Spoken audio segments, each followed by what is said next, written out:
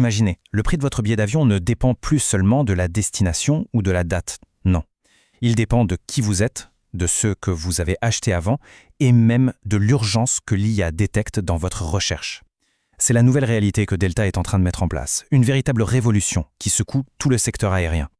Bonjour à tous, bienvenue sur la quotidienne de l'IA, la rubrique du premier site d'information sur l'intelligence artificielle, ia-info.fr. Aujourd'hui, on va décrypter ensemble un sujet assez brûlant en se basant sur un article de Didier Taormina. C'est un article qui a été publié en septembre 2025 sur ia-info.fr, le premier portail français qui est dédié à l'IA. Alors, au cœur de cette histoire, il y a une idée qui vient complètement chambouler des décennies de pratiques commerciales dans le transport aérien. En fait, on assiste à une rupture totale avec le système qu'on a toujours connu. C'est fini les grilles tarifaires publiques, les promotions que tout le monde pouvait voir. On entre dans l'ère de la tarification opaque, ultra personnalisée, et ça, évidemment, ça soulève d'énormes questions. Mais alors, comment est-ce que ça fonctionne concrètement? Qu'est-ce qui se cache derrière ces algorithmes qui ont l'air de tous savoir sur nous? Le concept clé, le voici, c'est la disposition à payer.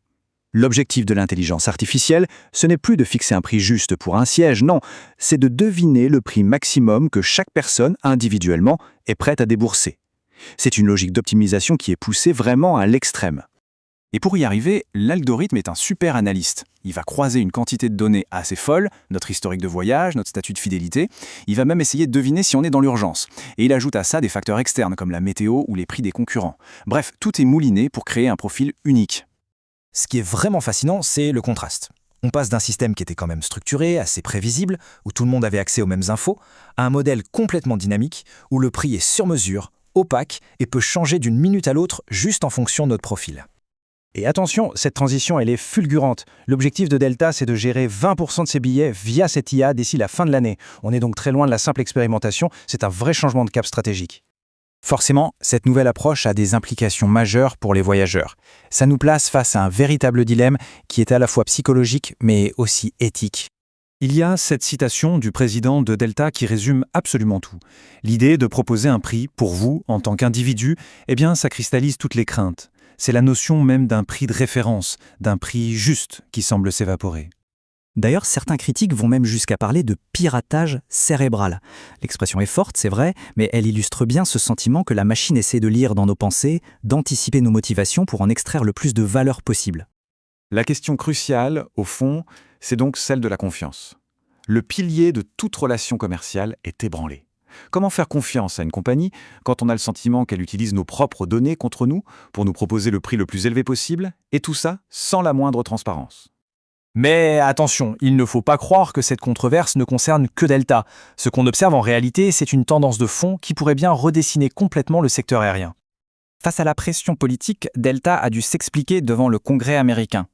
La compagnie se défend de faire de la discrimination. Elle affirme que ses algorithmes opèrent toujours dans un cadre tarifaire qui, lui, reste public. Bon, c'est un discours qui ne réussit pas vraiment à apaiser toutes les craintes. Et pour cause, le mouvement s'étend. D'autres géants comme United Airlines ou American Airlines observent tout ça de très près et envisagent des stratégies similaires. On a bien l'impression que tout le secteur est sur le point de basculer vers ce nouveau modèle. Et ça nous amène à la question centrale, celle qui définit un peu les contours de notre société numérique. Où est-ce qu'on place la frontière entre une innovation qui améliore un service et une manipulation qui exploite le consommateur ? Les enjeux sont immenses. On parle ici de risques d'inégalité qui pourraient s'aggraver, d'un manque total de transparence, de l'exploitation de nos données personnelles et au final d'une fragilisation de la justice sociale. Parce que le transport aérien, ce n'est pas un produit de consommation comme un autre. L'article de Didier Taormina se termine sur cette mise en garde qui est fondamentale.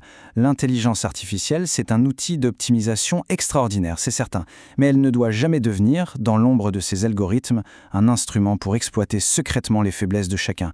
C'est un vrai débat de société qui nous concerne tous.